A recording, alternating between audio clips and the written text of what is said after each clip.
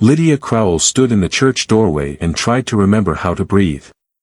The wooden floor stretched before her like an executioner's walk, ending at a man she'd seen only once before.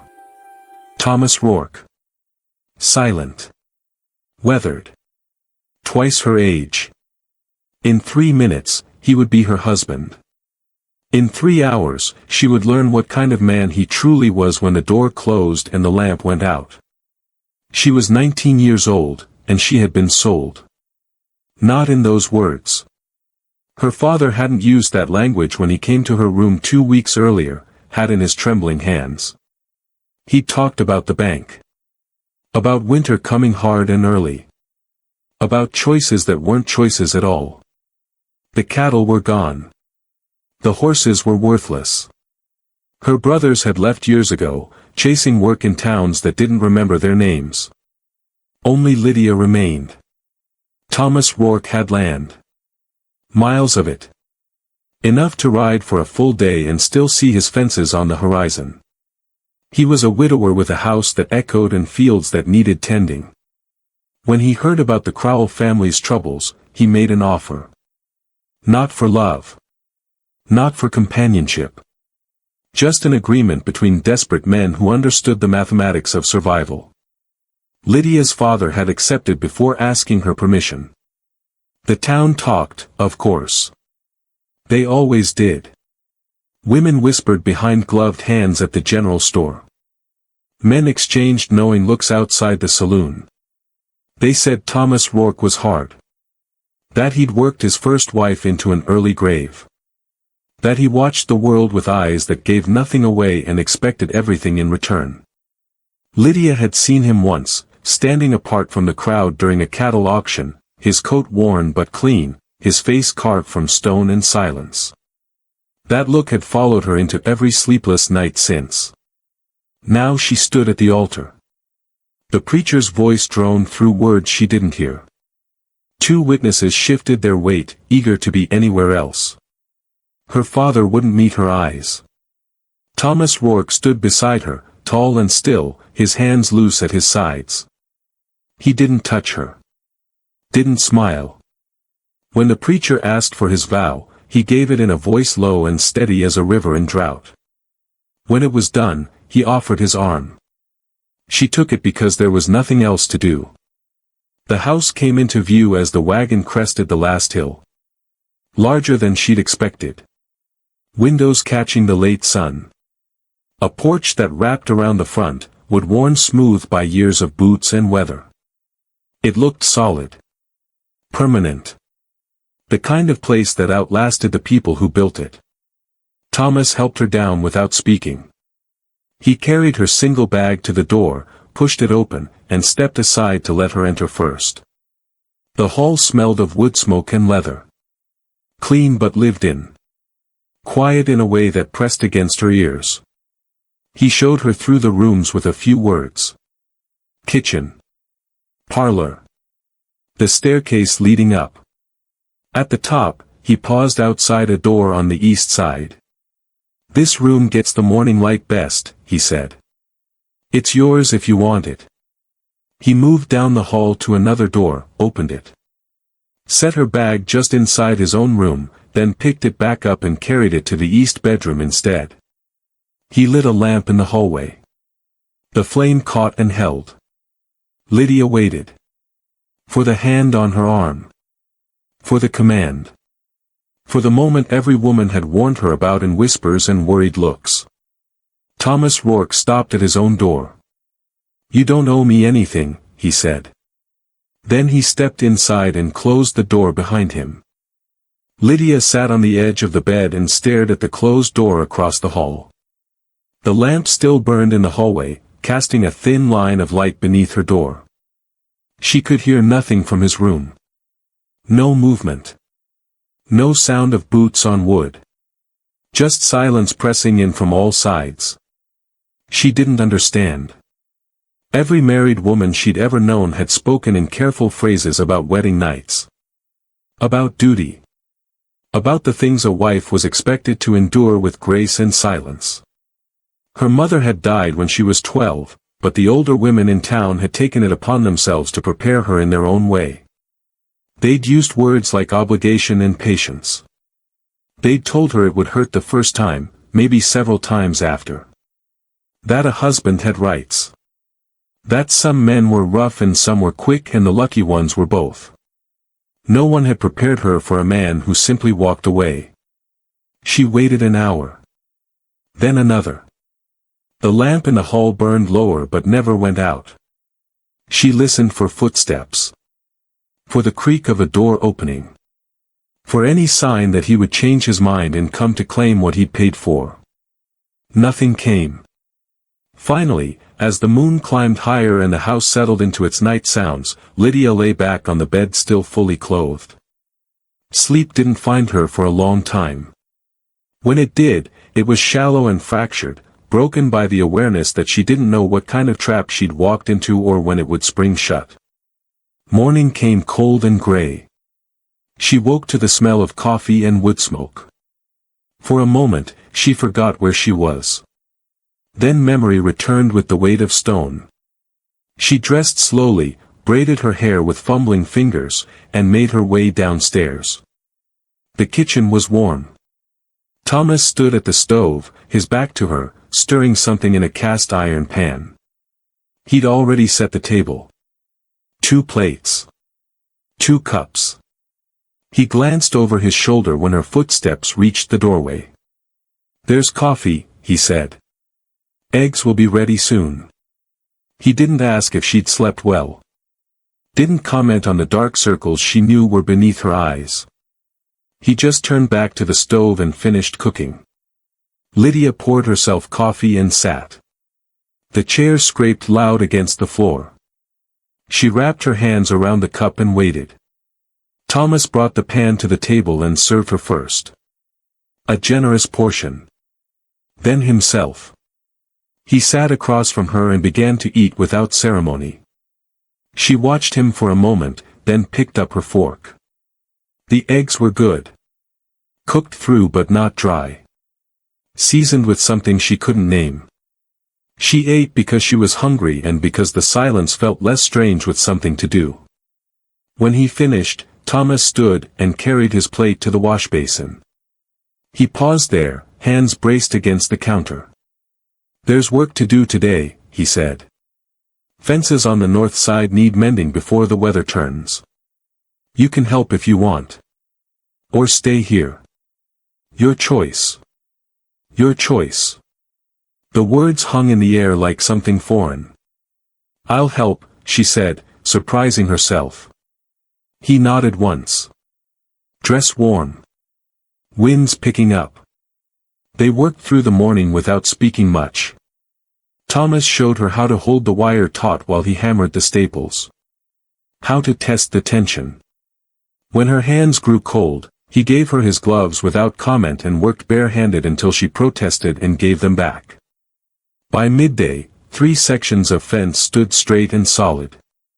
Thomas surveyed the work with something that might have been satisfaction. "That'll hold through winter," he said. Lydia looked at the fence. At her own hands, blistered but useful. At the man beside her who still hadn't touched her except to hand her tools. She still didn't understand. But the fear had begun to shift into something else. Something she didn't have a name for yet.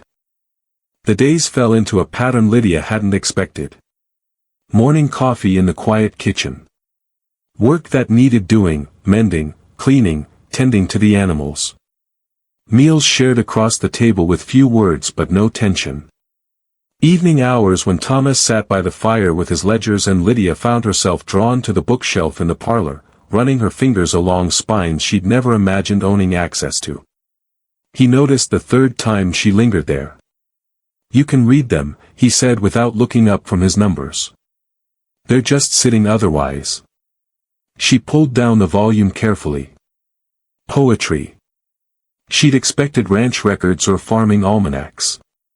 The pages were worn soft at the edges, marked with use. Someone had loved this book before her. Thomas saw her expression. "My wife's," he said. His voice didn't change. She read most evenings. Said it made the house feel less empty. Lydia waited for him to say more, but he returned to his ledgers. She carried the book to the chair near the lamp and opened it. The words washed over her like water over stone, wearing down the sharp edges of her confusion. When she glanced up an hour later, Thomas was watching her with an expression she couldn't read. He looked away quickly, back to his work. The routine continued. Thomas never told her what to do. He asked if she wanted to help with the horses. If she preferred one chore over another. If the room was warm enough at night. Every question carried the same weight, her answer mattered. Her preference had value. It unsettled her more than cruelty would have. She began testing the boundaries in small ways. Sleeping late one morning to see if he'd comment. He didn't. Leaving dishes unwashed to see if he'd complain. He washed them himself without mention. Once, she deliberately stayed in her room when dinner was ready. He knocked softly, asked if she was all right, and left a plate outside her door when she said she wanted to be alone. The next morning, he asked no questions. Lydia realized slowly that he meant what he'd said that first night. She truly didn't owe him anything. Not her labor. Not her company. Not her body. The understanding should have brought relief. Instead, it brought something more complicated. Guilt, perhaps, for expecting the worst. Or confusion about what he gained from an arrangement that asked nothing of her. She watched him more carefully after that. The way he rose before dawn to start the fire so the house would be warm when she woke. How he always served her first, took less for himself when supplies ran low. The way his shoulders tensed when riders passed too close to the property line, his hand moving instinctively toward the rifle by the door until they'd gone. He was protecting her. Not because he owned her.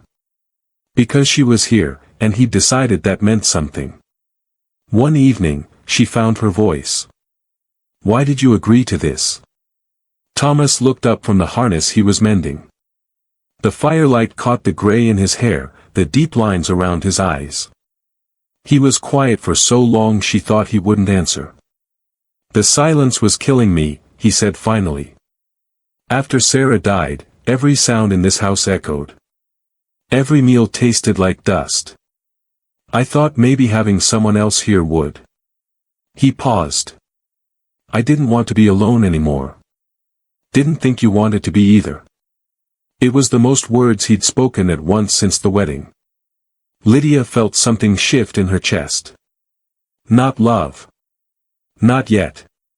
But recognition. Two people drowning in separate rivers, reaching for the same piece of driftwood. "I didn't," she said quietly. He nodded and returned to his work. But the air between them felt different now. Less like strangers occupying the same space. More like two people learning to breathe in rhythm. Outside, the wind picked up. Inside, the fire crackled. For the first time since arriving, Lydia didn't count the hours until morning. 3 weeks into the marriage, Lydia went to town for the first time as Thomas Rourke's wife. She needed fabric for curtains. The ones in the east bedroom were thin enough to read through, and winter light came harsh through bare windows. Thomas offered to drive her in the wagon, but she refused. The distance wasn't far. She could walk it in under an hour.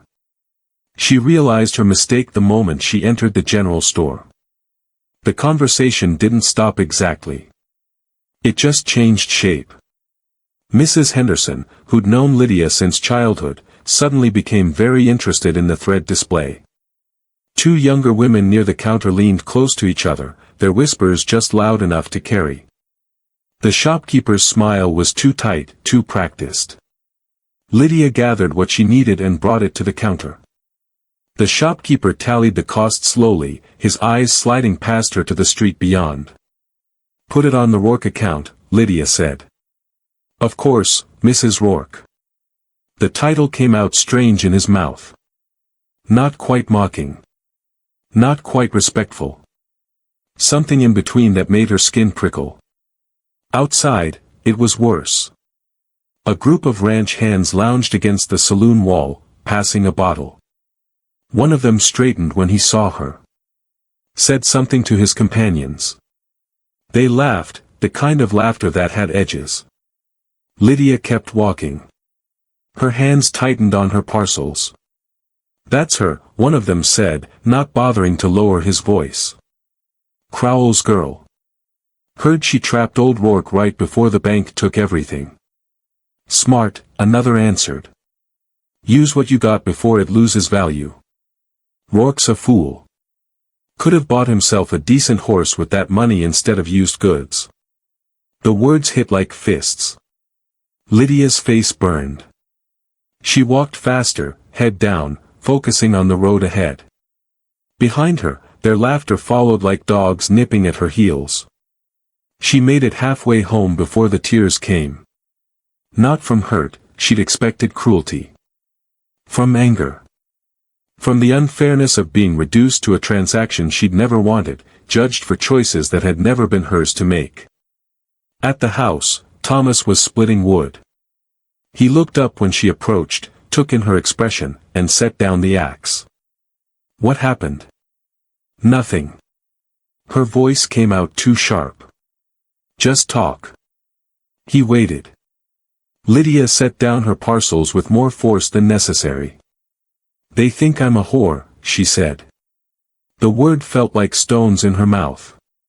"They think I trapped you. That I'm using you. That you're a fool for taking damaged goods." Thomas's jaw tightened. "Names? It doesn't matter." "It does to me." "Why?" The question burst out of her. "Why does it matter?" "They're right. This is exactly what it looks like. A desperate girl and a lonely man and an arrangement that benefits us both. What am I supposed to say to them? That you're kind? That you don't touch me? That'll make it worse. They'll either not believe it or think you're weak." Thomas was quiet for a long moment. Then he picked up her parcels and carried them inside. She followed, frustration still coiling in her chest. He set the fabric on the kitchen table and turned to face her. "I'll go with you next time." "That won't help. It'll make them talk more." "Then they'll talk. But they'll do it to my face instead of yours. I don't want you fighting my battles." "I'm not." His voice was calm, steady. "I'm standing beside you while you fight them yourself. There's a difference." Lydia wanted to argue. Wanted to tell him it wasn't his problem to solve. But the look in his eyes stopped her. He wasn't offering out of pity or obligation. He was offering because the insult to her had become an insult to him, and he didn't let those stand. She nodded slowly. "Next Sunday. Church. I'll be ready." That night, Lydia sat by her window and watched the moon rise over the ranch. Somewhere in town, people were still talking. Still judging. Still deciding what she was worth. But here, in this house, someone had already decided she was worth defending. The thought settled strangely and warm beneath her ribs. Sunday came cold and bright. Lydia dressed carefully, choosing the one good dress she owned, dark blue with buttons up to the collar. Thomas wore his best coat, the black one with silver buttons that caught the light. They rode into town side by side on the wagon, neither speaking much, both aware of what waited ahead.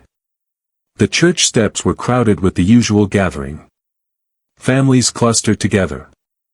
Men smoked and discussed livestock prices. Women compared recipes and ailments.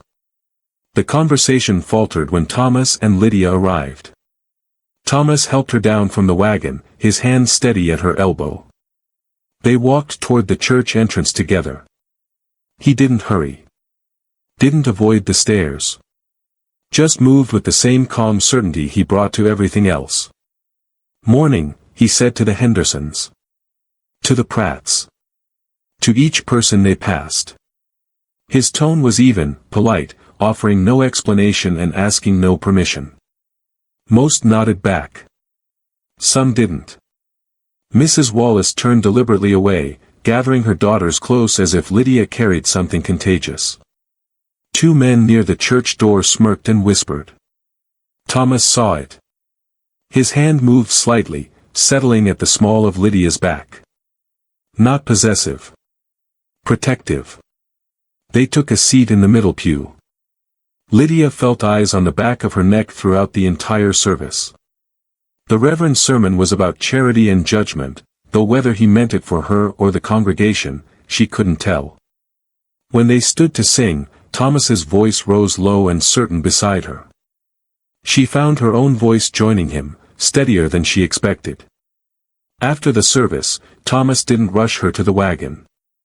They walked to the mercantile so Lydia could pick up the lamp oil she'd forgotten earlier in the week. The store was busier on Sundays. More witnesses. The same ranch hand from before was there.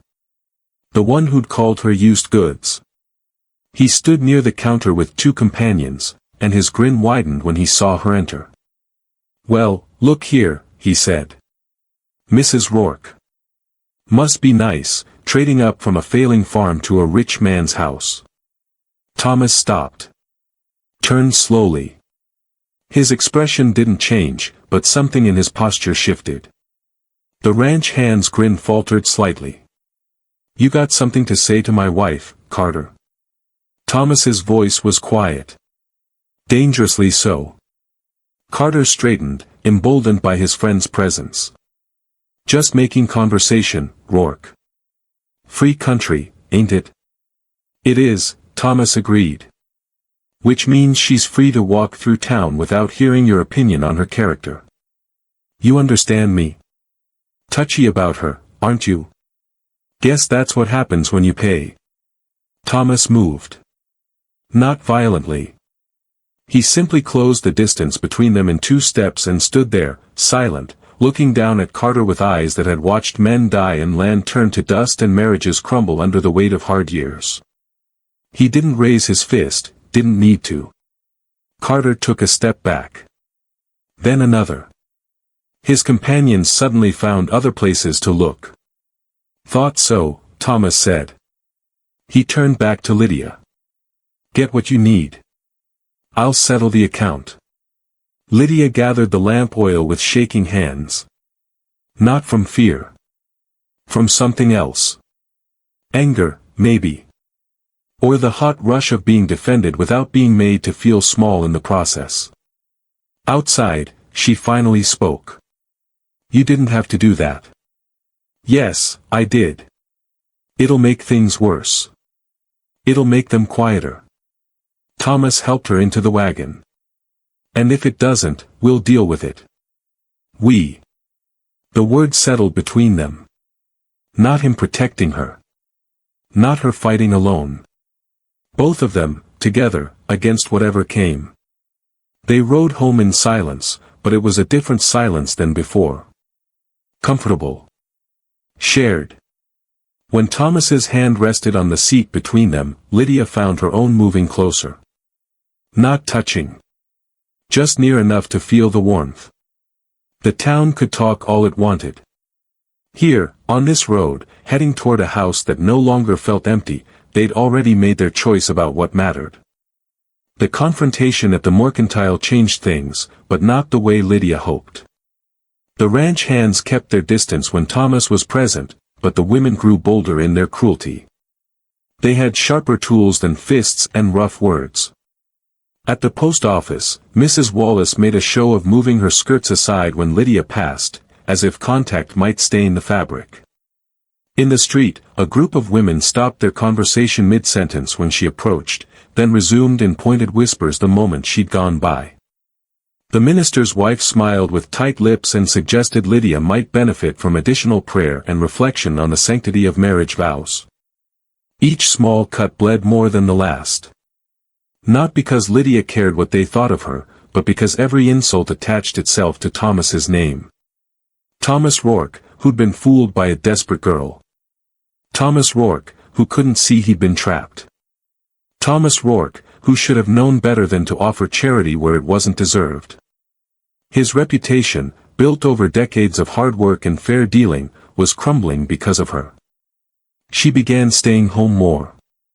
Found excuses not to go to town. Thomas noticed but didn't push. He made the trips himself, came back with supplies and few words about what he'd heard or hadn't heard. But Lydia saw the tension in his shoulders when he returned. The way his jaw tightened when he thought she wasn't looking. One evening, after Thomas had gone to bed, Lydia pulled her old traveling bag from the wardrobe. She'd brought so little when she came, it wouldn't take long to pack. A few dresses. The book of poetry she'd been reading. The small carved bird Thomas had left on her dresser one morning without explanation. She folded each item slowly, carefully, trying to imagine where she'd go. Her father's farm was lost to the bank by now. She had no siblings nearby, no relatives who'd take her in without question or judgment. Maybe she could find work in a larger town. Domestic service. Laundry. Something that would let her disappear into anonymity. Anything was better than watching Thomas's name dragged through dirt because he'd shown her kindness. She set the bag by her door, then sat on the bed and waited for morning. Sleep felt impossible. Every sound in the house seemed louder. The wind against the windows. The settling of old wood. The creak of a door opening down the hall. Footsteps in the hallway. A pause. Then a soft knock at her door. Lydia? She didn't answer. Couldn't. The door opened slowly. Thomas stood in the doorway, lamp in hand, wearing the same worn shirt he slept in. His eyes found the bag immediately. For a long moment, he just looked at it. Then at her. "I won't stop you," he said finally. "But I'd like to know why." The words came in a rush. About the women at church. The whispers that followed her everywhere. The way his name had become a joke in town because of her. How every kindness he showed her made things worse. How she couldn't stand being the reason people stopped respecting him. "I don't want to ruin you," she finished. Her voice broke on the last word. Thomas set the lamp on the dresser. He moved to the chair by the window and sat down heavily, elbows on his knees, hands clasped. The lamplight carved deep shadows into his face. "Can I tell you about Sarah?" he asked. Lydia nodded, surprised. "We married young. 17 and 19. Everyone said we were fools. That the ranch would fail. That I didn't have what it took to make land like this work." He stared at his hands. "Sarah got sick 3 years in. Something in her lungs. The doctor said she needed rest, clean air, and better food. I worked myself half to death trying to give her those things. It wasn't enough." He was quiet for a moment. Lydia waited. "She died in the winter. I was alone for 7 years after that. 7 years of cooking for one. Talking to no one but horses. Every room in this house echoed. Every meal felt like punishment." Thomas lifted his head and looked at Lydia directly. The lamplight caught something raw in his eyes, something he usually kept hidden beneath silence and steady work. "I didn't marry you because the house was too quiet," he said. "That was part of it, but not all. I married you because I knew what it felt like to have no choices. To watch everything slip away while people who should help just stand back and watch. Your father came to me because he was desperate. But I said yes because I remembered being 19 and terrified and certain the world was designed to break people like us." He paused, his voice dropping lower. "I thought maybe we could share the silence without it swallowing us. That's all I wanted. Someone else breathing in these rooms. Someone to cook for. Someone who'd understand that survival isn't shameful, it's just what we do." Lydia felt her throat tighten. She'd spent weeks trying to understand what he gained from their arrangement. Now, hearing it spoken plainly, the answer seemed almost unbearably simple. He'd been lonely. And he'd thought she might be too. The town, she started. The town talks because that's what towns do, Thomas interrupted gently. They talked when Sarah died. Said I'd worked her to death. Said I was too proud to ask for help. Said I should sell the land and move somewhere easier. I stopped listening years ago. But your reputation. My reputation is mine to manage. Not yours. He leaned forward slightly. You think I care what Mrs. Wallace says when she's never worked a day harder than lifting a teacup? Or what ranch hands think when they're too drunk by noon to hold a job longer than a season? The people whose opinions matter already know what kind of man I am. And what about me? The question came out smaller than she intended. What kind of woman am I to them? The kind who survived, Thomas said simply. Same as me. That should be enough. Lydia looked at the bag by the door. At this man who'd given her safety without asking for anything in return. Who'd defended her without making her feel weak. Who was now telling her, in his quiet way, that her presence mattered more than the town's judgment ever could. I don't want to be a burden, she whispered. You're not.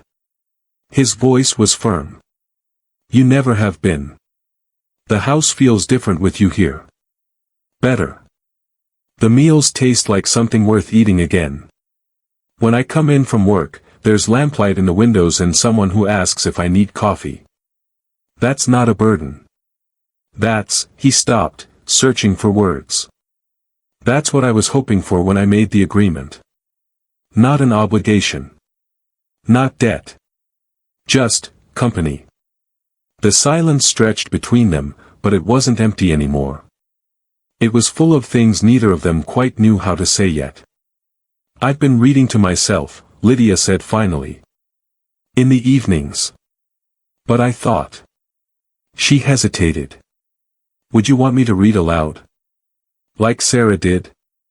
Something shifted in Thomas's expression. Not pain, exactly. Something softer. I'd like that. And the bread I've been making. You always eat it, but you never say if it's good. It's good. A small smile touched the corner of his mouth. Better than mine ever was. Lydia felt the weight in her chest ease slightly. Not disappearing. Just shifting into something she could carry. I'll need to go to town again eventually. For supplies. Then we'll go together, Thomas said. And we'll keep going together until they get used to seeing us. However long that takes. What if they never accept it? Then they don't. He stood, picking up the lamp. But you're not leaving because of their small minds. Not if you don't want to. He paused at the door, waiting. The question hung in the air between them. Lydia looked at the bag. Then at the room that had become hers. At the book of poetry on the nightstand. In the future that was still uncertain but no longer terrifying. I don't want to, she said quietly. Thomas nodded once. Good night, Lydia. Good night. The next Sunday, Thomas didn't ask if Lydia wanted to go to town. He simply hitched the wagon after breakfast and waited by the door. She understood. This wasn't about supplies or errands. This was about making a stand. They rode in silence, but Thomas's hand rested on the seat between them, and this time Lydia let her own hand settle near enough that their fingers almost touched. The morning was cold, the sky clear and hard as glass. By the time they reached town, a crowd had already gathered near the courthouse, the usual Sunday congregation of men discussing politics and weather, women trading gossip like currency. Thomas drove past the church and stopped directly in front of the courthouse steps. The crowd noticed. Conversations faltered. He climbed down, then offered his hand to Lydia. She took it, her heart hammering against her ribs. He didn't let go when her feet touched the ground. Thomas reached into his coat and pulled out a folded document. His voice, when he spoke, wasn't loud. But it carried the weight of a man who'd spent years learning when to stay silent and when to speak. "This land," he said, holding up the deed so the crowd could see, "is now in Lydia's name. All of it. The house. The fields. Everything. She can stay or leave as she pleases. The choice is hers alone." The crowd shifted. Someone murmured. Mrs. Wallace's mouth fell open. "Any man who thinks she's owned," Thomas continued, his gaze moving steadily across the faces before him, "is welcome to test that belief. But you'll be wrong. And you'll answer me." No one spoke. The silence stretched thin and taut as wire. Thomas folded the deed carefully and handed it to Lydia. She took it with trembling fingers, feeling the weight of it, not the paper, but what it represented. Freedom. Choice. The legal proof that she belonged to herself. "That's all," Thomas said. He helped Lydia back into the wagon and climbed up beside her. The crowd parted as they drove through, still silent, still processing what they'd witnessed. Lydia waited until they were out of sight of town before she spoke. "You didn't have to do that." "I did." "The land, Thomas, that's everything you have." "No." He glanced at her. "Everything I have is still here. The land is just paper and dirt. What matters is the choice. You needed to have it, really have it. Not just hear me say it in a dark hallway." Lydia looked down at the deed in her hands. She could leave now. Take the land, sell it, start somewhere new. No one could stop her. The choice was genuinely, legally hers. She thought about the house with lamplight in its windows. About morning coffee and shared meals. About a man who defended her without making her feel small. About the way silence had slowly transformed from something frightening into something comfortable. "I'm staying," she said. Thomas nodded, but she saw his shoulders relax slightly. "Good."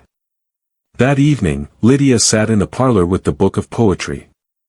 But instead of reading silently, she read aloud. Thomas sat across from her, mending a bridle, his hands moving with practiced ease while her voice filled the room with words about rivers and seasons and the way light fell across empty fields. When she finished a poem, he looked up. That was Sarah's favorite. "Should I skip it next time?" "No." His voice was soft. She'd want it read. They fell into a new rhythm after that. Not grand gestures or passionate declarations. Just small things. Thomas fixed the fence gate before Lydia mentioned it was sticking. Lydia learned how he liked his coffee and having it ready when he came in from morning chores. Shared work. Shared meals. Shared quiet that no longer felt like something to fill. The town never fully apologized. Some people nodded to Lydia at the market now. Others still turned away. But their opinions had lost their power. She'd learned that the truth didn't require permission from those too small-minded to recognize it. What had begun as a transaction between desperate men had become something steadier. Not love, not yet. But the possibility of it. Two people choosing each other, day by day, in a hard land that rarely offered kindness but respected those who earned it through patience and time. And every night, when Lydia closed the door to her room, the room that was hers because she wanted it, not because she had nowhere else to go, she heard Thomas do the same across the hall. Two doors. Two choices. Two people learn that sometimes the strongest bonds are built not from passion, but from the quiet decision to stay. If this story touched your heart, let me know in the comments below. What moment stood out to you the most? Was it when Thomas handed Lydia the deed, or when she decided to stay? I'd love to hear your thoughts. And if you enjoyed this tale of quiet courage and chosen love, don't forget to like this video and subscribe for more untold stories from the Wild West. There are so many more stories waiting to be told, and I don't want you to miss a single one.